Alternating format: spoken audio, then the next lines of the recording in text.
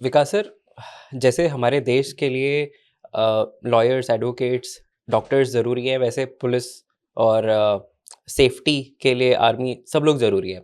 But होता क्या है कि कई बार लोग ऐसे सिचुएशन में आ जाते हैं जहाँ पे वो इवेंचुअली अननोइंगली हरास हो जाते हैं या फिर प्रॉब्लम्स में आ जाते हैं।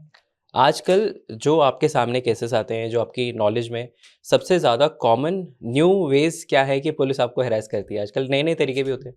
देखो, पुलिस, पहली बात तो ये है कि पुलिस एक ऐसी एजेंसी है जिसको अथाह पावर मिली हुई है। English people constituted this entire police system. उससे पहले जो थे हमारे दूसरे तरीके की सेफ्टी सिक्योरिटी होती थी राजाओं की तरफ से, सेनापति, सेना और बाकी सब लोग, या कम्युनिटी डिफेंस सिस्टम होता था कि गांव के लोग हैं वही ध्यान रखेंगे गांव के आसपास की सेफ्टी सिक्योरिटी ठीक है या नहीं है। अभी क्या है कि आपको लाइफ में कभी ना कभी पुलिस से तो पाला पड़ेगा, और जब जैसे जैसे हम आज़ाद हुए उसके बाद पुलिस को जो पावर मिली, वो पावर इतनी ज़्यादा अनकंट्रोल्ड मिली कि बहुत लोगों के साथ एट्रोसिटीज़ होती थी। मान लो किसी को पुलिस उठा के ले गई। आजकल तो क्या होता है कि आप 112 नंबर पे कॉल करके पता कर सकते हो कि भाई किसी ने अरेस्ट किया है, नहीं किया है। पहले क्या होता था कि उठा के ले गए, 3-4 दिन तक पता ही नहीं आदमी का, हफ्ते भर तक आदमी का नहीं पता कौन से पुलिस स्टेशन में ले गए हैं, कहाँ है। लेकिन धीरे धीरे करते हुए वो पुलिस वालों का जो सिस्टम है उसको गवर्नमेंट ने रिफाइन करने की कोशिश की, बट टुडे अगेन पुलिस वाले आपको कहीं पे भी देखोगे तो बदतमीजी से बात करते हैं, वो प्यार से बात नहीं करते, इररिस्पेक्टिव ऑफ द फैक्ट कि आपके साथ क्राइम हुआ है। सही बात है। जबकि आपको फील ये होना चाहिए कि पुलिस स्टेशन में गए हो तो पुलिस स्टेशन में ये होना चाहिए कि मुझे सेफ फील होना चाहिए। लेकिन जिस आदमी के साथ क्राइम हुआ है, जो ऑलरेडी परेशान हो गया है, वो पुलिस स्टेशन में जाने से डरता है। करेक्ट। क्योंकि एक तो बदतमीजी, दूसरा धमकाते हैं, तीसरा वो क्या करते हैं, काम करके राजी नहीं है, वो चक्कर बहुत लगवा देते हैं। बहुत ज़्यादा। डिस्पाइट द फैक्ट कि सुप्रीम कोर्ट ने और जो बहुत सारी हमारी कमिटीज़ आई उन्होंने बोला sensitization of police is must. Police को प्यार से बात करनी चाहिए, एटलीस्ट विक्टिम्स के साथ। अभी अमित शाह जी ने भी बोला है कि हमारे जो कानून बने हुए हैं वो भी अक्यूज सेंट्रिक है, यानी जिसके खिलाफ केस हो गया है। अब उसको थोड़ा सा चेंज करने की बात आ रही है।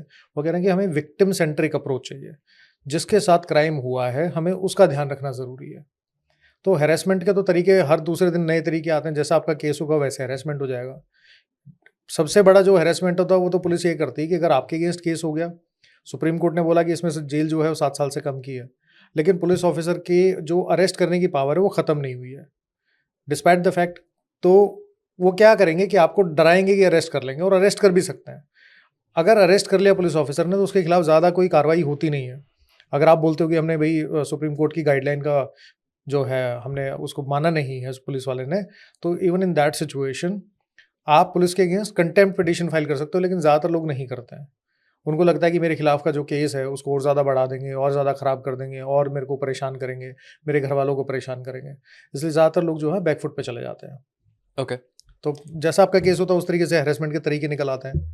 ज़्यादातर तो पुलिस स्टेशन का जो सबसे बड़ा हैरेसमेंट है वो तो चक्कर पे चक्कर लगवाना होता है। आ जाओ, एक स्टेटमेंट हो गई, फिर दोबारा स्टेटमेंट देने जाओ, फिर तीसरी बार स्टेटमेंट देने जाओ, फिर वो बोलेंगे कभी भी आपको एक दिन रात पहले फ़ोन कर देंगे कि कल आना है, यहाँ जाना है, ये करना है, आइडेंटिफाई करवाओ। ये विक्टिम्स के लिए बोल रहा हूँ।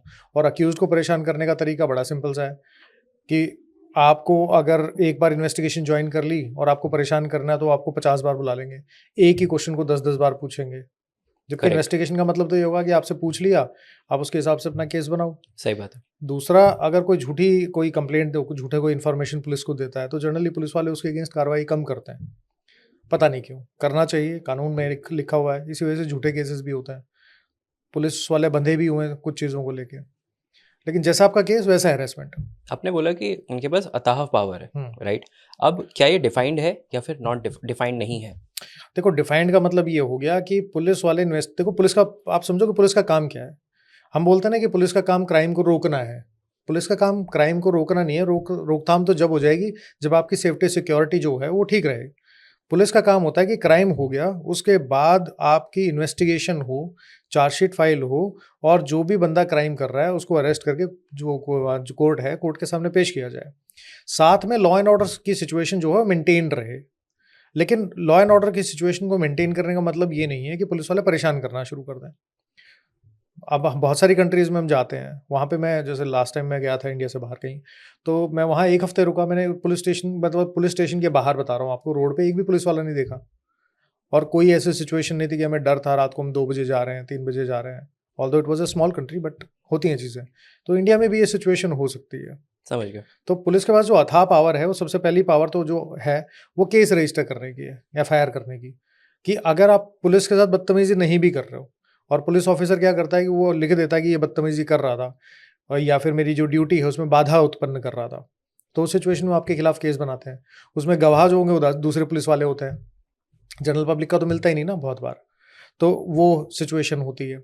आप उसके अलावा अगर केस आपके अगेंस्ट हो, तो आपको इर्रिस्पेक्टिव कि केस कैसा है, छोटा है, बड़ा है, कैसा नहीं है, अगर वो नॉन कॉग्निजेबल ऑफेंस नहीं है, यानी कॉग्निजेबल ऑफेंस है, तो पुलिस ऑफिसर आपको अरेस्ट कर सकता है। वो लिख सकता है कि देखो जी, मैंने इसके अंदर अरेस्ट करने के लिए मुझे रिक्वायरमेंट है, कुछ रिकवरी करनी है, या फिर मेरे नोटिस दिए थे उसकी कंप्लायंस नहीं हो रही है। आपको बुलाने के लिए नोटिस दिया जाता है, तो पुलिस ऑफिसर क्या करेगा, आपको नोटिस दे देगा। और कई बार तो बैक डेट के नोटिस साइन करवा लेते हैं आपको सामने बैठा के, कि मैंने 1 हफ्ते पहले नोटिस दिया था, अब आप कल आज इन्वेस्टिगेशन के लिए आए हो। तो उसमें कंट्रोल नहीं है। दूसरा, पैसे मांगते हैं। उसकी भी जनरली लोग क्या करते हैं, वो सोचते हैं कि यार पैसे दे दो, सरदर्दी से बचेंगे, क्योंकि ऐसा होना नहीं चाहिए। रिश्वत लेना देना दोनों जुर्म है, दोनों क्राइम है। जितना रिश्वत लेने की सज़ा होगी, उतनी आदमी को रिश्वत देने की भी सज़ा है। कानून में अमेंडमेंट आ चुकी है, चेंज हो चुका है, प्रिवेंशन ऑफ करप्शन एक्ट है। तो जनरली क्या है कि इन्वेस्टिगेशन होगी, जो पुलिस का काम है वो इन्वेस्टिगेट करने का है, लॉ एंड ऑर्डर सिचुएशन को मेंटेन करने का है। बदतमीजी करने का, मारपीट करने का काम पुलिस का नहीं है। करेक्ट। क्या आपके पास कोई ऐसा डेटा है जो बताता है कि इस तरह के हैरेसमेंट ज़्यादा दिल्ली में होते हैं, हरियाणा में होते हैं, पंजाब में होते हैं, या फिर नॉर्थ में होते हैं, या फिर साउथ में होते हैं? हर इज़ देयर? स्टेट में ऐसा होता है, हर स्टेट में ऐसा होता है। आप देखोगे सोशल मीडिया उठा के, पुलिस वाले कभी भी किसी बाइक वाले को रोक के थप्पड़ मार देते हैं। They can't yap, they can't do that. या या फिर आप जा रहे हो और उसके बाद डंडे मारना शुरू कर देते हैं। They don't have the authority to do it. ये हर स्टेट के अंदर है, डाटा की बात ही नहीं है। तो आप किसी भी पूरे देश में शायद ही कोई ऐसी सिटी, कोई डिस्ट्रिक्ट होगी जहां पुलिस वाले किसी न किसी पे हाथ नहीं उठाते। मुझे तो आज तक नहीं मिली। करेक्ट। तो हमेशा ऐसा होता है, और पुलिस वाले जो मारपीट करते हैं उससे बच भी जाते हैं, इतना कुछ होने के बाद भी। तो ये तो बहुत प्रिवेलिंग सिचुएशन है। ओके। अगर डेटा नहीं है तो क्या हर स्टेट के लॉज अलग हैं इन केसेस के सॉल्यूशन के लिए? नहीं, कानून अलग नहीं है। कानून हमारे 2 तरह के होते हैं, एक सेंट्रल लॉ और एक होते हैं स्टेट लॉज। हम अपनी आज़ाद होने के बाद, देश जब इंडिपेंडेंट हुआ है, उसके बाद से कानून पे कानून बदले जा रहे हैं। एक नया कानून आ जाता है, बट मेजॉरिटी जो सेंट्रल कानून है, जैसे भारतीय न्याय संहिता, पहले इंडियन पीनल कोड हुआ करता था, उसके बाद सीआरपीसी होता था, जिसे प्रोसीजर की कोर्ट में केस कैसे चलेगा, इन्वेस्टिगेशन कैसे होगी, पुलिस स्टेशन किसके अंडर में, कौन से मजिस्ट्रेट के अंडर में आएगा, तो वो अलग जो प्रोसीजरल लॉ था। तीसरा भारतीय साक्ष्य अधिनियम, जो एविडेंस एक्ट को उसने रिप्लेस कर दिया। जो पुलिस को इन्वेस्टिगेट कैसे करना है, वो जनरली 2 तरह के लॉ है। एक तो मैंने सेंट्रल लॉ बताया, दूसरे स्टेट लॉज है, जिसे हम बोलते हैं पुलिस एक्ट। जैसे पंजाब पुलिस एक्ट है, दिल्ली में लागू होता है, पंजाब में लागू होता है, हरियाणा में भी होता है। ऐसे ही हर स्टेट के बने हुए हैं। पुलिस एस्टेब्लिशमेंट लॉज होते हैं, वो अलग बने हुए हैं। उसमें उनको गाइडलाइन मिली होती है कि इन्वेस्टिगेशन कैसे करनी है। मेजॉरिटी टाइम जो इन्वेस्टिगेशन करने का तरीका है, वो आपका भारतीय नागरिक सुरक्षा संहिता और जो पहले सीआरपीसी था उसमें दिया हुआ है। उसमें कहीं नहीं लिखा हुआ है कि पुलिस ऑफिसर किसी के साथ मारपीट करेंगे, पुलिस ऑफिसर किसी के साथ बदतमीजी करेंगे। इवन अगर आपको अरेस्ट किया जा रहा है तो उसका प्रोसीजर दिया हुआ है कि अरेस्ट करने का तरीका क्या होगा, पुलिस ऑफिसर कैसे खुद को आइडेंटिफाई करेगा, अरेस्ट करेंगे तो उसके बाद क्या किया जाएगा। तो ये सारे कानून हैं, मोटी मोटी किताबें हैं वैसे तो देखा जाए, बट इन जर्नल ये जो आपके सेंट्रल लॉ हैं, भारतीय न्याय संहिता और जो भारतीय नागरिक सुरक्षा संहिता, इसके अंडर में चलता है। अभी जो आपने लॉज की बात करी, हाँ, कोई भी व्यक्ति जो इस सिचुएशन में है, प्रॉब्लम में है, हाँ। वो इस लॉज को कैसे यूटिलाइज कर सकता है? या फिर पहले तो पढ़ो उसको, कानून को। जब आपको पता ही नहीं है तो कैसे करोगे? पढ़ना तो पड़ेगा। अगर आप पढ़ोगे नहीं तो फिर आपको उसको इम्प्लीमेंट करना बहुत डिफ़िकल्ट हो जाएगा। तो सबसे पहला काम ये है कि आप ये देखो कि कौन-सा काम करने से क्या सज़ा होती है। तो भारतीय न्याय संहिता, जैसे मैं लोगों को बार-बार बोलता हूँ, हर आदमी को पता है कि मर्डर करोगे तो फांसी हो सकती है। क्यों? क्योंकि हमने कहीं सुना है, कहीं पढ़ा है, न्यूज़ में देखा है। लेकिन वो मर्डर होता क्या है? उसके इंग्रीडिएंट क्या हैं? उसको देख सकते हो। एटलीस्ट आपके जो राइट हैं, जो सेल्फ डिफेंस का राइट हो गया, या फिर आपके जो एक्सेप्शंस हैं, वो आपको देखने पड़ेंगे। हर आदमी कहीं न कहीं परेशान रहता है चीज़ों के लिए। अब आपको मैं एक चीज़ बताता हूँ, आपके पास मोबाइल फ़ोन होगा। अगर आपका मोबाइल फ़ोन आपके पास रखा हुआ है और कोई भी आदमी उस मोबाइल फ़ोन को लेके जाने के बजाय अगर डिसऑनेस्टली ले जाने की इंटेंशन से अगर उसको हिला भी देता है, एक जगह से मूव कर दिया, तो वो चोरी मानी जाती है। उसमें 3 साल तक की जेल हो सकती है। लोगों को नहीं पता है चीज़। तो जो आपका कानून है पहले वो पढ़ो। दूसरा, एटलीस्ट वो वाले कानून ज़रूर पढ़ो जो आपके पुलिस के अरेस्ट, सर्च, सीजर उससे रिलेटेड है, एफआईआर रजिस्ट्रेशन करवाने से रिलेटेड है, कि पुलिस ऑफिसर अगर काम नहीं कर रहा है तो आप कहाँ कहाँ कौन कौन सी अथॉरिटी को कंप्लेंट डाल सकते हो, कौन कौन से सेक्शन में आप जो है अपनी कंप्लेंट फाइल कर सकते हो, कौन से डिलिक्वेंट पुलिस ऑफिसर अगर नहीं कर रहा तो उसके खिलाफ क्या एक्शन हो सकता है, कोर्ट में अगर एप्लीकेशन लगानी है तो कैसे लग सकते हैं। एटलीस्ट ये जो छोटा चंक है, मान लीजिए टोटल सेक्शन बहुत ज़्यादा है, तो सारे के सारे सेक्शन पढ़ने की बजाय आप कम सेक्शंस वाला जो है आपकी नॉलेज है एटलीस्ट उसको इंक्रीज करो। दूसरा, आप उसको ये देखो कि जब आप कोर्ट में जा सकते हो तो आपको कोर्ट में जाने के लिए किस तरीके की ड्राफ्टिंग की रिक्वायरमेंट होगी, ये आपको ध्यान रखना पड़ेगा। तो आप किसी लॉयर की हेल्प ले सकते हो, लेकिन आप खुद भी पढ़ सकते हो, सीख सकते हो। कानून तो यही माना जाता है कि आपको ignorance of law is no excuse. हम ये नहीं बोल सकते हमें कानून नहीं पता था। कोर्ट में जाके अगर कोई आप बोलोगे ना कि जज साहब मुझे तो पता ही नहीं था ये कानून है, तो जज साहब नहीं सुनेंगे। वो कहेंगे कि हाँ, हम मान के चलते हैं कि ये कानून जो है ये है सरकार ने बना दिया, तो एज ए रिस्पॉन्सिबल सिटीजन आपकी रिस्पॉन्सिबिलिटी है कि इसको पता होना चाहिए। आप मना नहीं कर सकते उस चीज़ के लिए। तो पुलिस को ये पता है कि वो रोज़ कानून पढ़ते हैं, तो आपको भी कानून पढ़ना पड़ेगा। सिंपल सी बात है ना। अगर आप फाइनेंस का काम करते हो तो कोई सामने वाला जो फाइनेंस पढ़ के आएगा वही आपसे क्वेश्चन कर सकता है। करेक्ट। जिसको नहीं पता वो कैसे करोगे। तो पुलिस की आप पावर्स के बारे में पढ़ सकते हो।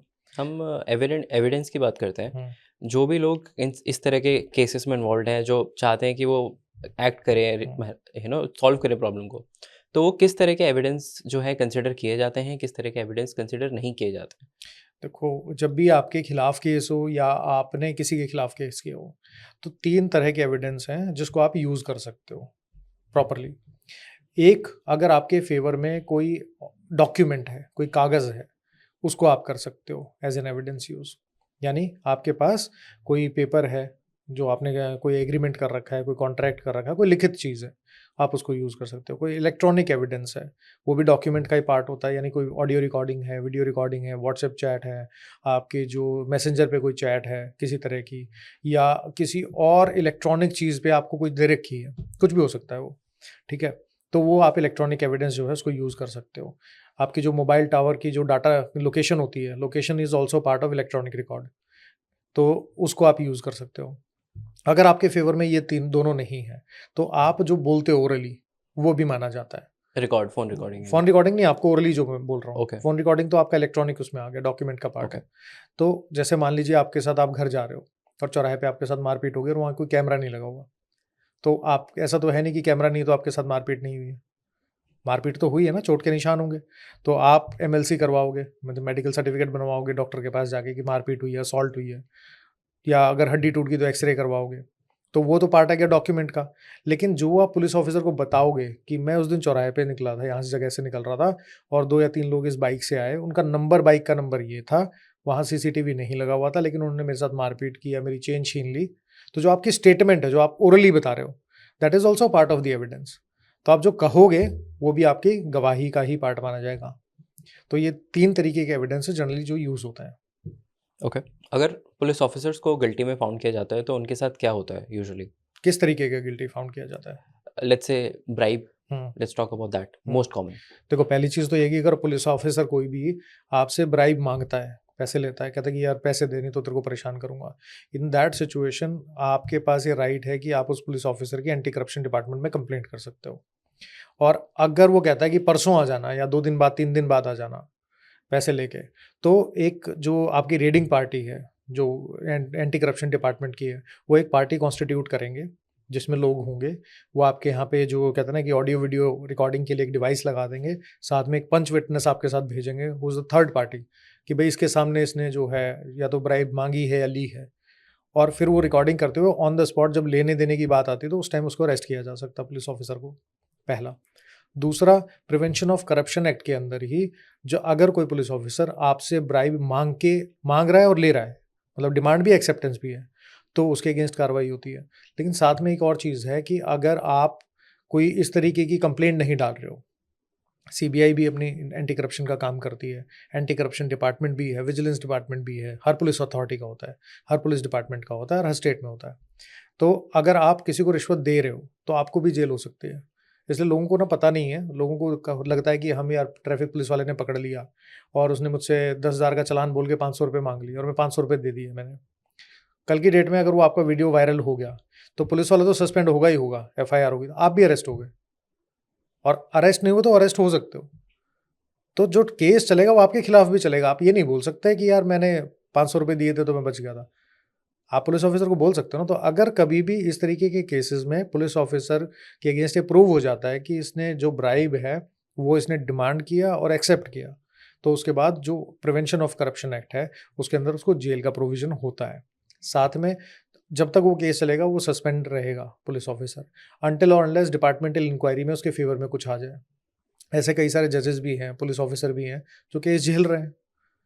उसका तरीका क्या होता है कि वो जो नोट आपको देते हैं ना, जो एंटी करप्शन वाले, वो उस पर एक पाउडर की कोटिंग होती है, और जब पुलिस ऑफिसर उसको लेके अपनी जेब में रखेगा, लिफाफे को लेके रखेगा, तो उसके हाथ लगेंगे। फिर ठीक है रेडिंग पार्टी आ जाएगी, इशारा किया जाएगा कि ले लिए पैसे। फिर वो आएंगे, फिर एक जो ग्लास होता है उस ग्लास के अंदर एक केमिकल होता है, उसके अंदर उसकी उंगलियां डुबोते हैं, तो पिंक हो जाएगा, मतलब उसकी उंगलियों पे निशान आ गए। तो पंच विटनेस के सामने फिर वो सारी कार्रवाई होगी, फिर एफआईआर होगी, फिर उसको अरेस्ट किया जाता है। तो ऐसा नहीं है कि पुलिस ऑफिसर के खिलाफ कार्रवाई नहीं होती, बिल्कुल होती है। करने वाला होना चाहिए, आपको सब होगा। कोई ऐसा स्पेशल प्रोविजन है to protect vulnerable groups like women, childrens और बूढ़े लोग, ऐसा to save them from police harassment? Police harassment, देखो कभी भी कोई भी पुलिस ऑफिसर, पहली बात तो किसी बच्चे को, किसी फीमेल को, या कोई ऐसा आदमी हो जो मतलब बीमार ओल्ड है, किसी सीनियर चीज ओल्ड सिटीजन? सीनियर सिटीजन है, जी। उसको पुलिस स्टेशन में नहीं बुला सकते। वो नहीं कह सकते कि तुम पुलिस स्टेशन में आपके आगे स्टेटमेंट दो। अगर वो अपने घर पे हैं तो पुलिस ऑफिसर, इन्वेस्टिगेटिंग ऑफिसर की ड्यूटी है कि उनके घर पे आके उनकी स्टेटमेंट ले। पहला तो ये दिक्कत है लोगों के साथ कि उनको यही नहीं पता है। और अगर उनको ये बात पता होती तो पुलिस ऑफिसर को, इन्वेस्टिगेटिंग ऑफिसर को बोल सकते हैं ना कि हम पुलिस स्टेशन नहीं आएंगे, अब स्टेटमेंट घर पे ले लो। दूसरा, किसी भी फीमेल को शाम को सनसेट के बाद और सनराइज से पहले अरेस्ट नहीं किया जा सकता। पुलिस ऑफिसर नहीं किसी फीमेल को अरेस्ट कर सकते। अगर अरेस्ट करने की बहुत इमीडिएट रिक्वायरमेंट है, कोई ड्रग लेके जा रही है कोई लेडी, उसके पास है, पोथिया है, सारा के सीजर में पकड़ी गई, सर्च में पकड़ी गई, तो उसको अरेस्ट करने से पहले उसको मजिस्ट्रेट के पास पेश करना पड़ेगा। मजिस्ट्रेट के पास पेश करेंगे, फिर मजिस्ट्रेट के पास पेश होने के बाद मजिस्ट्रेट साहब के से एप्लीकेशन लिखवाई जाएगी कि भाई ऑर्डर कीजिए कि मैं इसको अरेस्ट कर लूँ। अरेस्ट किया जाएगा तो उसको फीमेल और पुलिस ऑफिसर की कस्टडी में रखा जाएगा। ऐसा नहीं है कि कोई मेल पुलिस ऑफिसर उसको लॉकअप में डाल देंगे, ऐसा नहीं होता है। और जब तक वो रात को फीमेल पुलिस स्टेशन में रहेगी, तब तक किसी ना किसी फीमेल पुलिस ऑफिसर का पुलिस स्टेशन में रहना ज़रूरी है। तो ये चीज़ है। तीसरी क्या होती है कि अगर कोई भी पुलिस ऑफिसर आपको परेशान करके बोलता है कि नहीं पुलिस स्टेशन ही आओ, तो आप उस पुलिस ऑफिसर की कंप्लेंट जो है विजिलेंस डिपार्टमेंट में कर सकते हो। आप कोर्ट में भी उसकी एप्लीकेशन लगा सकते हो कि देखो कैसे हरास कर रहा है मुझे। जबकि लॉ तो बोलता है कि आप बुला ही नहीं सकते। किसी बच्चे को पुलिस स्टेशन में बुलाओगे तो उसके दिमाग के ऊपर कोई अच्छा असर थोड़ा ना पड़ता है। किसी फीमेल को हो सकता है कि she was not comfortable in the police station, तो आप उसके घर पे आओ, आप लो स्टेटमेंट, ये तो कानून में लिखा हुआ है। और अरेस्ट करने की जो मैंने बताया है वो सिचुएशन है ही। बूढ़ा आदमी है, नहीं चल सकता, पुलिस वाले फिर भी परेशान करते हैं। उनको इतनी जहमत उठानी, पुलिस वालों को लगता है कि हमें जहमत उठानी पड़ रही है, हम क्यों जाएं, लेकिन उनकी आदत हो जाती है लोगों से ऑर्डर देने की। ऐसा है नहीं, आप बोल के बुलाओ ना, फ़ोन करके हम बोल दो कि नोटिस दे दो जी, घर आ जाओ, मैं अपनी रिक्वेस्ट डाल देता हूँ यहाँ से। आप सीनियर पुलिस ऑफिसर को लिख के दे दो कि देखो जी मैं तो इतना 70 साल का आदमी हूँ, मैं नहीं चल सकता, ये स्टेटमेंट के लिए पुलिस स्टेशन बुला रहा है, इसको घर पे भेजो। तो भेजेंगे, क्यों नहीं भेजेंगे। Correct. We are talking about a situation जहाँ पे आपके फेवर में आपके पास डॉक्यूमेंट्स हैं, हाँ। Should you pass those original documents to the police officer? देखो, जहाँ इन्वेस्टिगेशन में ओरिजिनल डॉक्यूमेंट की रिक्वायरमेंट होती है, पहले वो समझो क्यों होती है। आपके अगेंस्ट कोई चीटिंग का केस हो गया, फॉर्जरी का केस हो गया, आपकी प्रॉपर्टी पे किसी और ने कोई डॉक्यूमेंट बना लिए, तो पुलिस ऑफिसर आपके ओरिजिनल डॉक्यूमेंट ले सकता है उसको फॉरेंसिक लैब भेजने के लिए कि ओरिजिनल डॉक्यूमेंट कौन सा है। दूसरी पार्टी के भी सीज कर सकता है, आपके भी कर सकता है। तो ओरिजिनल डॉक्यूमेंट की तो रिक्वायरमेंट ये होती है। लेकिन जब वो आपको सीज करेंगे तो उस टाइम आपको एक सीजर में सर्च, जो आपका सीजर मेमो, उसकी कॉपी देंगे कि मैंने ये डॉक्यूमेंट इतने पेजेस हैं, उसकी ये कॉपी है और मैंने ये सीज किया है। लेकिन कई बार ये भी होता है कि पुलिस ऑफिसर डॉक्यूमेंट ले लेते हैं, कोई सीजर मेमो नहीं देते हैं, आपके पास प्रूफ ही नहीं होता कि आपने डॉक्यूमेंट दे दिए। बाद में वो डॉक्यूमेंट जो है दूसरी पार्टी के साथ मिल जाता है और गायब हो जाता है। उससे बचने का तरीका क्या है कि आपको जब भी पुलिस ऑफिसर बोलता है कि ओरिजिनल डॉक्यूमेंट मुझे चाहिए, तो आप कोर्ट में एप्लीकेशन लगाओ कि मुझे ये अप्रीहेंशन ये है, अगर ये डॉक्यूमेंट ले रहे हैं, ये डेलिकेट डॉक्यूमेंट अगर हैं, तो इनको लिमिटेड टाइम के लिए दिया जाए, एफएसएल में जल्दी रिपोर्ट आ जाए, मेरे ओरिजिनल डॉक्यूमेंट मुझे वापस मिल जाए। एक दूसरा तरीका कि अगर वो एफएसएल में जा रहे हैं, तो आप कोर्ट को ये बोल सकते हो कि मैं पुलिस ऑफिसर के पास गया था, उन्होंने मुझे डॉक्यूमेंट देने के लिए तो बोला कि जमा करो, लेकिन कोई रिसीट देने से मना कर दिया। तो मुझे कैसे पता लगेगा कि डॉक्यूमेंट इनके पास है?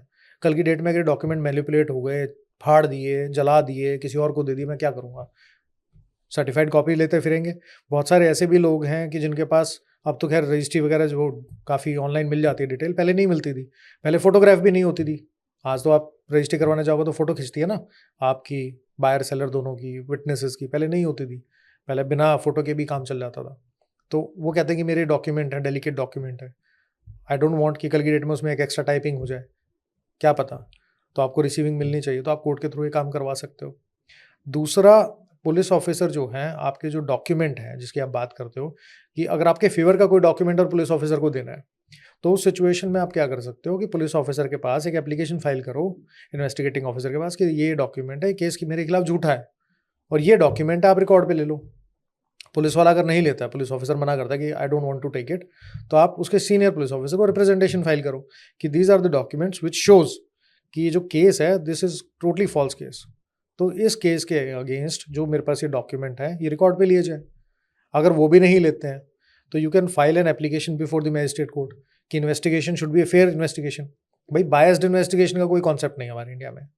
अगर आपके खिलाफ या आपके फेवर में कभी भी आपके लिए कोई इन्वेस्टिगेशन चल रही है, तो वो फेयर इन्वेस्टिगेशन होनी चाहिए। पुलिस ऑफिसर किसी का, कंप्लेनेंट का या अक्यूज्ड का नौकर थोड़ा ना होता है, तो दोनों के लिए न्यूट्रल होकर काम करें। तो आप एप्लीकेशन लगा सकते हो मैजिस्ट्रेट कोर्ट में कि ये मेरे डॉक्यूमेंट है, रिकॉर्ड पे ले नहीं रहे हैं, जो कि शो कर रहे हैं, तो इन्वेस्टिगेशन, फेयर इन्वेस्टिगेशन की डायरेक्शन दो इसको। अगर आपको वो भी नहीं लगता है, तो जो आपने सीनियर पुलिस ऑफिसर को रिप्रेजेंटेशन फाइल की थी, आप उसके अगेंस्ट हाई कोर्ट में मेंडामस की रिट जो है वो फाइल कर सकते हो कि भाई ये जो मेरी रिप्रेजेंटेशन पे सुनवाई नहीं हो रही है, मेरी रिप्रेजेंटेशन पे सुनवाई करें, डायरेक्शन दें उसके ऊपर। तो वो भी काम किया जा सकता है। आपकी अगर लीगल कोई प्रॉब्लम है पुलिस के साथ, तो आपके पास तरीके हैं उसको इम्प्लीमेंट करने के। पुलिस ऑफिसर काम नहीं कर रहा है, ड्यूटी नहीं कर रहा है, विजिलेंस में कंप्लेंट डाल दो उसकी, कोर्ट में कंप्लेंट डाल दो, करेगा कैसे नहीं। अगर इन्वेस्टिगेटिंग ऑफिसर किसी तरीके से ज़्यादा हैरेस कर रहा है, तो इन्वेस्टिगेटिंग ऑफिसर चेंज भी होते हैं एप्लीकेशन लगाने के बाद। बहुत चीज़ें हैं करने के लिए, जैसी प्रॉब्लम वैसा सॉल्यूशन। बट आपको पता होना चाहिए ना, पता ही नहीं है लोगों को। Correct. I think you use the word neutral in between. मुझे लगता है कि बहुत ही अनडाइजेस्टेबल हो जाता है for those people who are going through a similar situation. और मैं ये एक और लास्टली आपसे जानना चाहूँगा कि सी, जब तक पुलिस ने आपको मान लीजिए हरास नहीं किया है, उससे पहले आपका काम डिले हो रहा है, they not being neutral because you use the word neutral, उस केसेस में आप क्या कर सकते हो? आपका काम तो डिले हो रहा है, फंस रहा है। देखो, प्रैक्टिकली पुलिस ऑफिसर कभी न्यूट्रल होता नहीं है। एग्जैक्टली। ठीक है, थियोरेटिकली बुकिश नॉलेज है कि भाई उसको न्यूट्रल होना चाहिए, उसको फेयर इन्वेस्टिगेशन करनी चाहिए। लेकिन पुलिस ऑफिसर का काम क्या होता है कि मेरे पास कंप्लेंट आ गई, मैंने एफआईआर रजिस्टर कर ली। एफआईआर रजिस्टर करने के बाद अब मैं वही काम करूंगा जो एफआईआर की जो मेरे कंटेंट है उसको प्रूव करेगा, और मैं चार्जशीट फाइल करूंगा। लेकिन बहुत बार ऐसा होता है कि अक्यूज्ड के पास, जिसके खिलाफ केस है, उसके पास कागज होते हैं कि केस झूठा बनाया हुआ है। जैसे मान लो कभी प्रॉपर्टी का डिस्प्यूट है, पुलिस एफआईआर रजिस्टर कर ले, तो आप क्या करोगे? तो उसके लिए आपको कहीं ना कहीं कार्रवाई तो करनी पड़ेगी ना, कि तो सिविल मैटर था, इसको क्रिमिनल एंगल दे दिया। उधार का लेन देन है, उसके अंदर पुलिस एफआईआर कर लेती है कि तो चीटिंग कर रहा था। That is not the law. Law कहता है कि चीटिंग के लिए इंग्रेडिएंट पूरे होने चाहिए। उधार देना और उधार के पैसे वापस ना मिलना, तो वो चीटिंग नहीं होती है। आपने कोई कमर्शियल ट्रांजेक्शन कर ली, आपने बोला कि जी मैंने सामान किसी को दिया था, सर्विसेज दी थी, बिल दिया था और पैसे नहीं आ रहे हैं, आप उसमें चीटिंग का केस रजिस्टर कर ले, तो पुलिस वाले कर देते हैं। तो चाहे आपके फ़ोन करने से, पैसे लेके, करप्शन की वजह से, किसी भी वजह से इस तरीके के केस रजिस्टर होते हैं। उससे बचने का तरीका तो यही है ना कि जिसके अगेंस्ट केस हुआ है वो अपने डॉक्यूमेंट इन्वेस्टिगेशन के टाइम पे पुलिस ऑफिसर को दे दे। अगर नहीं दोगे, फिर पुलिस ऑफिसर बोल देगा कोर्ट में दिखाना। लेकिन जब आपका डिफेंस एविडेंस आएगा, वो 6-7 साल निकल जाएंगे यार, उससे पहले ही आपको काम करना पड़ेगा। सही बात है। अगर वो चार्जशीट का पार्ट नहीं है डॉक्यूमेंट, तो कल की डेट में वो those can't be red by the court. Court कहेगा मैं नहीं देख रहा, जब डिफेंस आएगा तब देना, ये चार्जशीट के साथ है ही नहीं। तो आपको करना पड़ेगा ना, आपके पास ऑप्शन नहीं है उस चीज़ के लिए। Makes sense. For everyone who is watching us so far, there is a special section in this podcast जहाँ पे हम डिजिटल अरेस्ट की बात करेंगे और साइबर क्राइम की बात करेंगे। हम इस टॉपिक पे इसलिए बात करना चाहते हैं, we are not trying to mix this, but at the same time जो लोग पुलिस हरासमेंट के थ्रू जूझ रहे हैं, उन सिचुएशंस में हैं, वो कहीं ना कहीं ईजिली टारगेट किए जा सकते हैं डिजिटल क्राइम के। You know, this how I think about it. Digital जो क्राइम चल रहे हैं, जो डिजिटल अरेस्ट का कॉन्सेप्ट चल रहा है, अभी कल परसों की न्यूज़ है, किसी से 11 करोड़ रुपए ले लिए पुलिस ऑफिसर बन के। और उसमें सिचुएशन क्या होती है कि लोग इसलिए दे रहे हैं क्योंकि उनको जैसी खाकी वर्दी दिखती है, पुलिस वाला दिखता है, वो डर जाते हैं, बिना ये सोचे हुए कि जो बंदा खुद को as a police officer represent कर रहा है, जिस तरीके से वो बिहेव कर रहा है, क्या पुलिस ऐसे बिहेव करती है? उनको लगता है कि धमका रहा है तो पुलिस धमकाती है, लेकिन साथ में ये भी तो देखो कि पुलिस ऑफिसर कभी भी वीडियो कॉल पे आके थोड़ा ना बोलेगा कि तेरे को अरेस्ट कर लिया मैंने। You are living in Bangalore, you are living in Mumbai और मेट्रोपॉलिटन सिटी, और कोई बंदा बोल रहा है मैं तो यूपी के वहाँ से बोल रहा हूँ, इतनी दूर से कैसे अरेस्ट कर लेगा आपको? अरेस्ट का एक प्रोसीजर है, उसको अरेस्ट की कंप्लायंस होती है। जब आपको अरेस्ट किया जाएगा तो 24 घंटे के अंदर फिजिकली आपको मजिस्ट्रेट के सामने पेश करना मजबूरी है। तो डिजिटल अरेस्ट का कोई कॉन्सेप्ट ही नहीं है। आपको कोई बोल ही नहीं सकता पुलिस ऑफिसर कि मैंने आपको फ़ोन पे आप सामने बैठे रहो, यू आर अंडर अरेस्ट, आप फ़ोन डिस्कनेक्ट कर दो, कर ले भाई। अगर सच में आपने कोई क्राइम किया होगा तो पुलिस आ जाएगी, और उसमें भी देखो 7 साल तक की जेल है। 7 साल तक की जेल है तो पुलिस वैसे ही अरेस्ट नहीं कर सकती उसके अंदर, पहले नोटिस देंगे, पुलिस स्टेशन बुलाएंगे, आप फिजिकली जाओ, स्टेटमेंट दो ना पहले। लोग डर जाते हैं, ये करते क्या कि 2-3 घंटे के अंदर ही आपको ऐसा कर देंगे कि भाई साहब अब तो ज़िंदगी खत्म हो गई तुम्हारी, सुसाइड कर लेना। बहुत ही अर्जेंसी क्रिएट की जाती है। बहुत अर्जेंसी क्रिएट की जाती है। Even there was a national level reporter, बेचारी उसके साथ भी डिजिटल अरेस्ट का कॉन्सेप्ट हो गया था, उसके साथ भी उसके भी शायद कुछ पैसे वैसे ले लिए थे। तो सोचो कि पढ़े लिखे लोग जब इतने डर जाते हैं तो आम आदमियों के लिए तो बहुत ही मरने जैसी सिचुएशन है। बट इसमें भी मैं जानना चाहूँगा आपसे कि कुछ देयर आर वेज, राइट? मतलब इसमें कुछ स्पेसिफिक तरीके हैं, जैसे वीडियो कॉलिंग इज़ वन, जहाँ पे आपको डराया धमकाया जाता है, फियर एंड फोमो क्रिएट किया जाता है। और भी क्या तरीके हैं? बिकॉज ये तो बहुत ही कॉमन हो गया अब। देखो ये कॉमन तो हो गया, लेकिन ज़्यादातर लोग ये इसमें भी ही नहीं फंस पता। रहे हैं ना। ज़्यादातर लोग इसी में फंस रहे हैं। अब आपका डाटा जब वो आदमी आपके सामने आता है, वो आपको 3 या 4 लेयर में कॉल करते हैं। पहले एक आदमी बोलेगा कि जी आपका पार्सल कहीं फंस गया था, आपके आधार कार्ड मिसयूज़ हो रहा है, आपके नंबर पे इतने मोबाइल चल रहे हैं, एक नंबर है जो नारकोटिक्स में या जो आपके फॉरेन एक्सचेंज के या स्मगलिंग में पकड़ा गया है, कोई नंबर आपके नाम पे है। आप डर जाओगे कि ऐसा कैसे हो सकता है। आप डरते इसलिए हो क्योंकि आपका जो आधार कार्ड है उसका मिसयूज़ होता है, उसका डाटा लीक होता है। सामने वाला जब आपको कॉल करता है तो उसकी 4 डिटेल आपको पता हो, आपकी जो 4 डिटेल है उसको पता होती हैं। तो उस सिचुएशन में क्या करेगा? मेरे पास कॉल आया एक आदमी का, कहता जी ऐसे-ऐसे है और हम मुंबई पोर्ट से बोल रहे हैं और यहाँ पे एक पार्सल पकड़ा गया जो आपके मोबाइल नंबर, आपके आधार से किसी ने किसी दूसरी को कोलंबिया वगैरह भेज रहे थे। उसमें ड्रग्स निकला है। आप अपना नाम बताओ। मैंने झूठा नाम बताया, मतलब मेरा नाम विकास है। मैंने बोला मैं राहुल बोल रहा हूँ। कह रहा आप झूठ बोल रहे हो, और फ़ोन काट दिया। तो उसको मतलब उसको मेरा असली नाम पता था, अदरवाइज़ वो क्यों बोलेगा झूठ बोल रहे हो? तो ऐसे लोगों को जब वो आपको कॉल करेंगे तो बोलेंगे कि हाँ, आप ये बोल रहे हो, ऐसे है, आपका ये नंबर है, मोबाइल नंबर, और ये एक पार्सल पकड़ा गया था। फिर आप बोलोगे कि जी बात कराओ सुपरवाइज़र से। फिर वो सुपरवाइज़र से बात करेंगे, फिर वो आवाज़ थोड़ा बदल के और वही। धमकाएगा। नहीं, हाँ, नहीं, दूसरा आदमी आता है। हाँ, एजेंट्स हैं, ऑफ कोर्स। हर बार अलग बंदा कॉल करेगा और वो बोलेगा कि पुराना बंदा जिसने भी कॉल किया था, उसकी डिटेल बताओ किसने किया था। क्योंकि हर बंदे को कमीशन मिलता है उसमें से। भाई 50 लोग बैठे हैं, तो वो बताएगा कि फलाने बंदे ने कॉल किया था, इस नंबर से कॉल आया था, उसने ये बताया था, पार्सल नंबर ये है। वो पार्सल नंबर उसका एजेंट कोड होता है। फिर वो बोलेगा ये तो पकड़ा गया जी, नारकोटिक्स वालों ने पकड़ा हुआ है, तो नारकोटिक्स डिपार्टमेंट में बात करो, ये नंबर ले लो, उससे बात कर लो। फिर वो बात करोगे, फिर वो कहते हैं जी आप तो उस पर आना पड़ेगा आपको ऑनलाइन। फिर ऑनलाइन आओगे तो खाकी वर्दी वाला बैठा होगा, वो बोलेगा ये चीज़ों के लिए कि ऐसे पकड़ा गया, वैसे पकड़ा गया, हमने पूरा निकाल लिया, तुम्हारा मोबाइल ये अकाउंट नंबर इस बैंक में है और ये ट्रांजैक्शन हुई थी। फिर वो बोलेगा, आपको लगेगा कि यार ये कैसे हो गया, ऐसे कैसे पता हुआ इसको। फिर कहेगा देखो आप खोल के। फिर वो कहेगा आपको एनी डेस्क पे या किसी पे भी आके बुलाएगा और अपना फ़ोन जो है उसको कहेगा वाईफाई मोड पे लगा दो, एयरप्लेन मोड पे लगाओ, ताकि कॉल ना आ सके किसी का। कॉल आती ही ख़राब हो जाएगा मामला। आप 10 मिनट बात करो और 10 मिनट बाद उसको ये बोलना शुरू कर दो, आजा अरेस्ट कर ले, आजा अरेस्ट कर ले, कोई दिक्कत नहीं है। वो गालियाँ देना शुरू कर देता है क्योंकि उसको टाइम वेस्टेज लगता है। लेकिन लोग इतने डर जाते हैं उसकी वजह से कि वो अपने अकाउंट के एक्सेस उनको पकड़ा देते हैं और विदिन सेकंड्स आपके अकाउंट से It's all पैसे gone. जो हैं गायब होना शुरू होता है। It's all gone. और इन लोगों को साला पता नहीं कहाँ से एक लूप होल पकड़ में आया हुआ है जो आपके और हमारे पास नहीं है।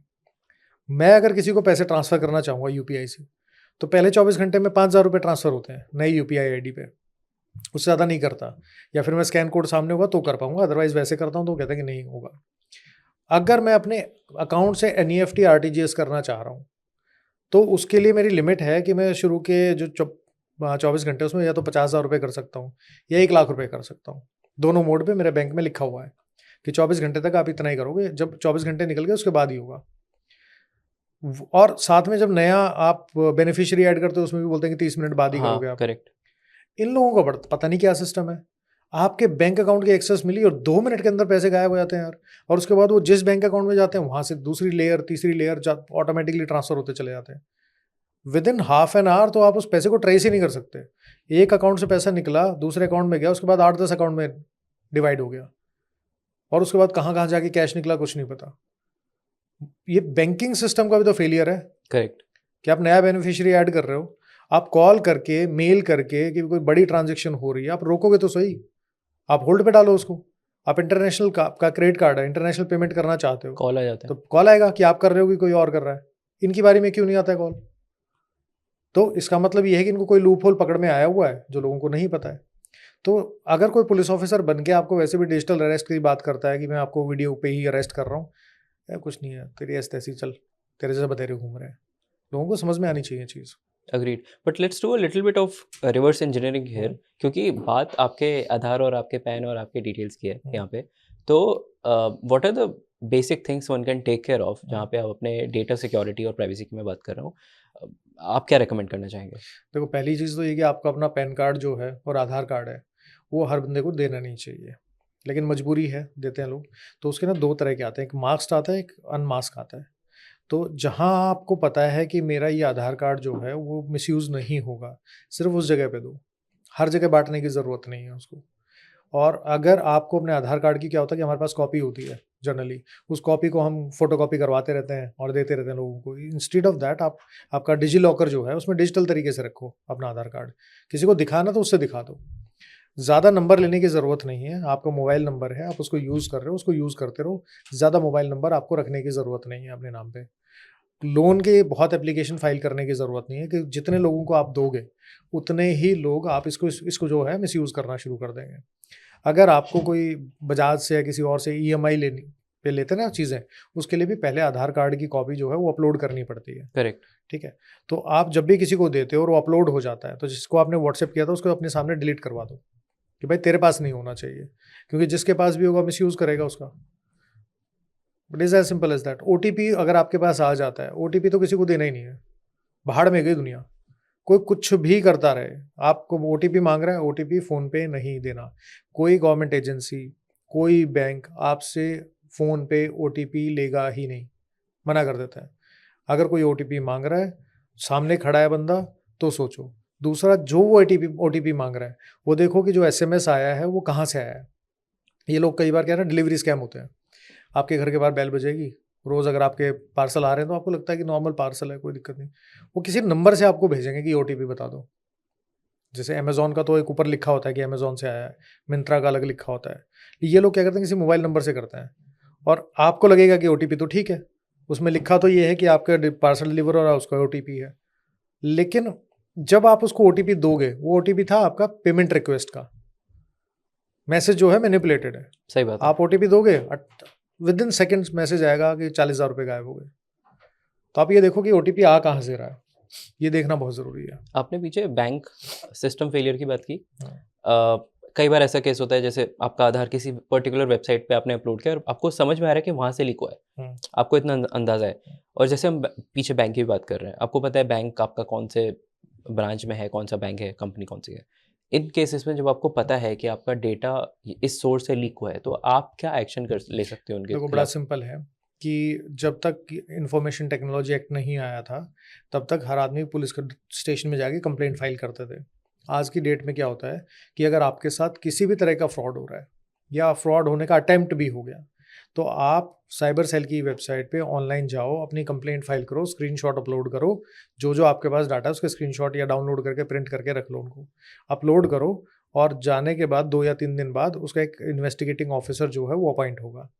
जैसे ही वो अपॉइंट हो जाएगा इन्वेस्टिगेटिंग ऑफिसर, उसके बाद लिखित में कंप्लेंट दो। लोग क्या करते हैं कि लिखित में नहीं देते हैं, उनको लगता है कि हमने ऑनलाइन फाइल कर दिया, एक्नॉलेजमेंट नंबर मिल गया, हम सेफ हैं। ऐसा नहीं होता है। प्रोसेस ये है कि उसके बाद आप लिखित में कंप्लेंट दोगे, दोबारा से साइन करके दोगे, तो उस पर एफआईआर होती है और उस एफआईआर को परस्यू करो। हमें लगता है कि अब अपना काम धंधा छोड़ के कौन इसके पीछे पड़ेगा, लेकिन जब तक ज़्यादातर लोग इसके पीछे नहीं पड़ेंगे, इस तरीके के क्राइम बढ़ते ही चले जाएंगे। क्योंकि एक आदमी का इनएक्शन दूसरे आदमी के लिए वो नया स्कैम होने का रास्ता देता है। जब तक आदमी अरेस्ट नहीं होंगे, जब एक ही आदमी पकड़ा जाएगा कि 25-30 इसने केस कर रखे हैं, तो वो एक लिस्ट बनती है पुलिस की कि भाई ये आदमी इतने इतने स्कैम कर रहा है। तो कहीं ना कहीं उसको पुलिस ऑफिसर जो है मॉनिटर करना शुरू कर देता है कि इसकी एक्टिविटी क्या है, कहीं और कर रहा है कि नहीं कर रहा है। तो आपको ये प्रोसेस पता होना चाहिए। उसके लिए आपको इन्वेस्टिगेशन के साथ में इन्वेस्टिगेशन करवाओ, जो बंदा है उसको अरेस्ट करवाया जा सकता है, जो पैसे आपके अकाउंट से गए हैं उस पैसे जिस भी अकाउंट में गए हैं उसको फ्रीज़ करवाया जा सकता है। अगर ज़्यादा अकाउंट में गए तो सारे अकाउंट फ्रीज़ हो सकते हैं, वो फ्रीज़ होकर अनफ्रीज़ करवाएंगा, पैसे आपके वापस आएंगे, कोर्ट्स में एप्लीकेशन लगा के आप उस पैसे को वापस ले सकते हो। तरीके हैं, लेकिन आपको करने पड़ेंगे, बिना करे नहीं होता यार, या तो करते करते लोगों के काम नहीं होते, और बिना करे सोचें कि हमने सिर्फ ऑनलाइन डाल दिया तो नहीं हो पाएगा। उससे नहीं हो पाएगा, आपको थोड़ी ज़हमत उठानी पड़ेगी। करेक्ट। मेरे एक लॉयर फ्रेंड है, हम्म। उन्होंने क्या किया हुआ है, मेरे को बताया था कि उन्होंने अपना यूपीआई आईडी एक्टिवेट ही नहीं किया है। हम्म। और मैं कहता हूँ it is a very small practice, tough to maintain, yet he is doing it. Why? Because for the long term security and safety. ऐसी क्या चीज़ें आप रिकमेंड करना चाहेंगे कि आप लॉन्ग टर्म अपनी प्राइवेसी और सेफ्टी के लिए कर सकते हो, अगर पॉसिबल है तो? आप कुछ भी कर लो, आप सेफ नहीं हो अगर आपकी यूपीआई आईडी नहीं है। अब एक बात बताओ, आज आप बोल रहे हैं यूपीआई कितने साल हुए आए हुए? 10-15 साल तो हुए नहीं, मैक्सिमम। ठीक है, उससे भी कम साल कम है। हुआ है। यूपीआई आए हुए तो बहुत कम टाइम हुआ है। उससे पहले क्या यूपीआई जब नहीं था तो क्या आपके अकाउंट से पैसे नहीं गायब होते थे? सोचने की बात है ना। तो यूपीआई आईडी एक्टिवेट करवाना, ना एक्टिवेट करवाने से आप स्कैम से नहीं बचोगे। स्कैम तो आपके साथ घर बैठे बैठे भी आता है। ऐसे बहुत सारे लोगों के कॉल, मैसेज और मेरे पास केस आते हैं, जो लोग बोलते हैं कि मैं तो उस टाइम घर पे नहा रहा था, मेरे पास तो ना तो कोई ओटीपी आया, लेकिन मैसेज आ गया कि मेरे अकाउंट से 50,000 रुपये डिडक्ट हो गए, ओटीपी नहीं आया। तब क्या करोगे? तो सही बात है। जो आपका यूपीआई आईडी आपने एक्टिवेट करवा ली है, आप उसको ठीक से यूज़ करो। देखो यूपीआई आईडी तो मैं भी यूज़ करता हूँ, लेकिन देख के करो ना। ऐसे बहुत सारे लोग जो यूज़ करते हैं, आप भी करते होगे, लेकिन देख के करो। ऐसे नहीं कि आप अंधाधुंध कुछ भी आया तो क्लिक मार दिया, कहीं पे भी ओटीपी दे दिया, कहीं पे भी कुछ कर लिया, तो आपका अकाउंट वैसे भी सेफ नहीं है। अगर बैंक का ही सर्वर हैक हो गया तब क्या कर लोगे? तो खुद की सेफ्टी के लिए सिर्फ इतना है कि जितना आपके हाथ में है उतना आप अपने हिसाब से रखो कि मुझे यूपीआई अगर यूज़ कर रहा हूँ तो मुझे अनकंट्रोल्ड स्कैन कोड किसी को भी स्कैन करके पैसे नहीं देने हैं। अगर स्कैन होता है तो जब स्कैन होगा तो उसके नीचे उसकी यूपीआई आईडी, उसकी डिटेल लिखी होती है, किसको ट्रांसफ़र कर रहे हो। दूसरा कि अगर आप ओटीपी की बात करते हो तो ओटीपी हर आदमी को नहीं देना है। आप ओटीपी दे रहे हो तो चेक कर लो कि ओटीपी किस चीज़ का है, ओटीपी आने का सोर्स क्या है, कौन सी जगह से आया है। ऑनलाइन जब आप कुछ भी काम करते हो किसी भी वेबसाइट पे, आजकल क्या है ना, फिशिंग चलती है। बहुत ज़्यादा। एक वेबसाइट बना देंगे, उस वेबसाइट के ऊपर आप देखोगे कि आपकी एचडीएफसी बैंक है, तो वो आप उस वेबसाइट पे जाओगे तो आपके बैंक जैसा लगेगा, लॉगिन भी वैसा ही होगा। जब आप उस पर लॉगिन आईडी पासवर्ड डालोगे उसके बाद कुछ नहीं होगा, वहीं गायब रहेगा, आपको लगेगा सर्वर की दिक्कत है, लेकिन उसका काम होता है पीछे आपके से हो आईडी रहा होगा, पासवर्ड जो है वो गायब हो जाएंगे, पीछे से सब हो रहा होगा। पीछे सब हो रहा होगा, और फिर वो उसको मिसयूज़ करते हैं आपके लिए। आपके अकाउंट के आईडी पासवर्ड मिल गए तो आप 2 फैक्टर ऑथेंटिकेशन हमेशा ऑन रखो कि भाई मैं कुछ भी आता तो मेरे पास जब तक ओटीपी नहीं आएगा बैंक की तरफ से तब तक लॉगिन नहीं होगा, तो वो उसका आपको ध्यान रखना पड़ेगा। तीसरा कि अगर आपके साथ फ्रॉड हो जाता है तो बैंक के खिलाफ कंप्लेंट डाल सकते हो, ओम्बड्समैन में कंप्लेंट डाल सकते हो। बैंक का एक लायबिलिटी इंश्योरेंस होता है, उस लायबिलिटी इंश्योरेंस में क्या होता है कि अगर आपके अकाउंट से, कस्टमर के अकाउंट से कुछ पैसे चले गए और बैंक की गलती है, तो बैंक अपनी इंश्योरेंस कंपनी से पैसा लेके आपको दे सकता है। साइबर सेल में जो कंप्लेंट डालते हो उसको परस्यू करना बहुत ज़रूरी है। जब तक आप परस्यू नहीं करोगे तब तक आप सोचो कि कुछ होगा नहीं होगा। तो आप, यू शुड बी डिलिजेंट। कानून भी यही मानता है कि the customer should be diligent by himself. Scammer तो कोशिश कर ही रहे ना किसी न किसी तरीके से। आप OLX पे डाल देते हो कि मेरे को अपना सोफ़ा बेचना है, किसी का फ़ोन आएगा, भाई साहब मैं आर्मी में हूँ, ऐसा है वैसा है, फलाना ढिमकाना, सोफ़ा लेना चाहता हूँ, कितने का है? आपने कहा जी 25,000 का। कह रहा जी मैं 16,000 देने के लिए तैयार हूँ। जैसे ही बंदा ये बोले बिना उस चीज़ को देखे हुए कि मैं इतने देने के लिए तैयार हूँ, बिना उसकी कंडीशन देखे हुए, समझो स्कैमर है। वरना जेन्युइन बंदा क्या करेगा? कह रहा भाई साहब बताओ कहाँ देख सकता हूँ, कब आ सकता हूँ? सही बात है। अच्छा आ जाऊँ क्या? कल आ जाऊँ? अच्छा देख लो भाई 25,000 नहीं, 22 दे सकता हूँ, मेरा बजट इतने का है। बाकी कंडीशन देखने के बाद बताते हैं। तो आपको पता लगना चाहिए ना कि आदमी जो कर रहा है यार वो क्या कर रहा है। लॉयर की बात नहीं है, लॉयर के पास तो आप जब जाओगे ना जब आपके साथ कोई क्राइम हो गया या किसी और ने आपके खिलाफ कंप्लेंट डाल दी। उससे पहले डिलीजेंट कौन रहेगा? खुद ही रहना पड़ता है। भाई गाड़ी चलाते हो ना, तो क्या गाड़ी को ठोकते हुए चलते हो क्या 10 जगह? खुद ही देखते हो ना कि भाई कहीं टच ना हो जाए किसी तरीके से। ये सोचते हो कि भाई मैं तो रोड पे निकल गया लेके गाड़ी, बाकी अपनी जिम्मेदारी है। ऐसा नहीं होता ना। करेक्ट। तो जिम्मेदारी तो आपकी खुद की है। राइट। तो रोड पार करते हो तो खुद ही देखते हो ना। यह सोचते हो कि रेड लाइट है, ग्रीन लाइट है, मैं तो जा रहा हूँ, ट्रक वाला अपने आप रुक जाएगा। ऐसा नहीं होता ऐसा ना। नहीं होता। तो स्कैमर्स नहीं रुकेंगे। डिलीजेंट आपको खुद रहना पड़ेगा। आपके साथ कुछ गलत हो गया, लीगल एक्शन ले लो। अग्रीड। कई बार ऐसा भी मैंने देखा है कि लोग ना अपने फ़ोन की सेटिंग्स वेटिंग्स में ना सारे ऑप्शंस को अलाउ कर देते हैं, चाहे लोकेशन हो चाहे कुछ हो, मतलब बहुत सारी सबसे बड़ा स्कैम है ये कंपनीज का। सबसे बड़ा स्कैम है देखो, आप कोई भी ऐप डाउनलोड कर रहे हो, उस ऐप को जो एक्सेस चाहिए आप उतनी एक्सेस दो। उससे ज़्यादा एक्सेस दोगे इसका मतलब ये है कि उसकी जो आपकी डाटा है उसका मिसयूज़ होगा। आजकल कोडिंग इस तरह की होती है कि लोग एक एपीके दे देंगे, वो एपीके आप इंस्टॉल करोगे, उसके बाद सारे फ़ोन का पूरा कंट्रोल उसके एक्सेस, पास चला जाएगा। एवरीथिंग। तो पहली बात तो कभी भी कोई भी एप्लीकेशन आप अनऑथेंटिकेटेड सोर्स से डाउनलोड मत करो। गूगल प्ले स्टोर है, एप्पल का एप्पल स्टोर है, वहाँ से जो प्ले स्टोर है उससे करो, वो ऐप स्टोर से। तो वो अगर आप करते हो तो आपको ध्यान रखना पड़ेगा कि हाँ, ये ऑथेंटिकेटेड सोर्स है। दूसरा, वो क्या क्या चीज़ की एक्सेस मांग रहा है। फॉर एग्जाम्पल, अगर आप ओला की एप्लीकेशन डाउनलोड करते हो, ऊबर की एप्लीकेशन डाउनलोड करते हो, तो उसको क्या एक्सेस चाहिए, सोचने की बात है। उसको एक्सेस चाहिए आपकी लोकेशन, कि मैं कहाँ खड़ा हूँ, कहाँ जाना है, ताकि वो मैप पे आप 2 पिन पॉइंट कर सको और वो आप वहाँ से ये हाँ। देख सको कि कहाँ से मुझे पिक करना है और कहाँ आपको ड्रॉप करना है। सही। मान गया? इसके अलावा कोई और एक्सेस चाहिए उसको? नहीं चाहिए। इंटरनेट एक्सेस चाहिए। दैट्स उसके अलावा कोई एक्सेस चाहिए? नहीं। उसको इससे क्या मतलब है कि आपके फ़ोन में दूसरी कितनी ऐप डली हुई है? उसको क्या मतलब है कि आपके जो स्टोरेज है, फ़ोटोग्राफ है, उसकी एक्सेस है या नहीं है? उसको क्या मतलब है कि आपके एसएमएस पढ़ सके या ना पढ़ सके? Contact list. भाई ओटीपी आएगा, आप मैन्युअली एंटर कर सकते हो ना, लेकिन वो कहते हैं कि हमें तो मैसेज की एक्सेस चाहिए। उसको क्या मतलब है कि आपका जो स्टोरेज वाला जो मेमोरी कार्ड है, उसमें क्या रखा हुआ है, क्या नहीं रखा हुआ? सही बात है। उसको क्या मतलब है इस चीज़ों से? बिल्कुल सही बात है। उसको क्या मतलब है कि आपके फ़ोन का जो कॉलिंग है, उसको एक्सेस कर सके, कि आपकी परमिशन के बिना वो कॉल कर सके। उसको क्या मतलब है इस चीज़ से? लेकिन मतलब उनको वो सारी एक्सेस लेनी चाहिए होती है। तो ऐसे ही मांगते हैं। जब ऐप को आप बैन करना शुरू करोगे, अवॉइड करना शुरू करोगे एज़ ए सिटिज़न, हम 160 करोड़ हैं। अगर हर बंदा यही सोचेगा कि मैं अपनी प्राइवेसी पे ध्यान दूंगा और इस तरह के स्कैम से बचा जा सकता है, तो आपको ध्यान रखना पड़ेगा कि जब आप ये काम करना शुरू करोगे तो कंपनी विल बी बाउंड कि इतनी हमें एक्सेस नहीं चाहिए, चाहिए। लेकिन ऑल अलाउड करने की ज़रूरत नहीं है। और बहुत बार क्या होता है कि अलाउ नहीं करोगे तो ऐप नहीं चलेगी, भाई दूसरी ऐप यूज़ कर लो। सही बात है। नहीं कर सकते वेब से यूज़ कर लो, आपके पास क्रोम तो है ही, उसमें यूज़ कर लो, सफारी है उसमें यूज़ कर लो।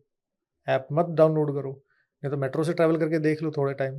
कंपनी का जब रेवेन्यू खत्म होना शुरू होगा और उनको रीज़न पता लगेगा कि इस वजह से हो रहा है, तो ऑटोमेटिकली वो उस एक्सेस को बंद कर बिकॉज़ एट द देंगे। And they are tracking all the data. करेंगे ही ना, वो तो ट्रैक करेंगे ही। पता तो चलना ही है। गेम तो यही है, आप कस्टमर नहीं हो, आप कमोडिटी हो, आपको बेचा जाता है, सही बात है। तो आपकी सारी एक्सेस उनके पास होनी चाहिए। ये इसी वजह से मैंने देखा है कि बहुत बार जो ऐप होती हैं, आप अलग-अलग फ़ोन पे अगर एक ही चीज़ देखोगे, तो उसका प्राइस अलग-अलग दिखाते हैं। उसका रीज़न भी यही है, पता है क्योंकि उनको आपकी सारी एक्सेस उनके पास है। और सिर्फ़ अगर लोकेशन एक्सेस होती, तो उतने से आपका काम उनका काम नहीं नहीं चलता, चलेगा। इसलिए। बिल्कुल सही है। नहीं विकास सर, बहुत-बहुत धन्यवाद। Thank you, it was I think a very power packed discussion we had. I hope कि जिन्होंने हमें अभी तक देखा एंड तक, उनको भी काफ़ी इन्फॉर्मेशन अवेयरनेस मिली होगी। एटलीस्ट वो सोचना चालू करेंगे कि उनकी प्राइवेसी कितनी ज़रूरी है और कैसे वो पुलिस से बच सकते हैं एट द एंड। देखो, अब अपने लीगल राइट्स हैं, उनके लिए अवेयर रहो। अगर कोई कंपनी आपके साथ गलत करती है, उसके खिलाफ लीगल एक्शन लो। पुलिस आपके अगेंस्ट कुछ गलत करती है, उसके खिलाफ एक्शन लो।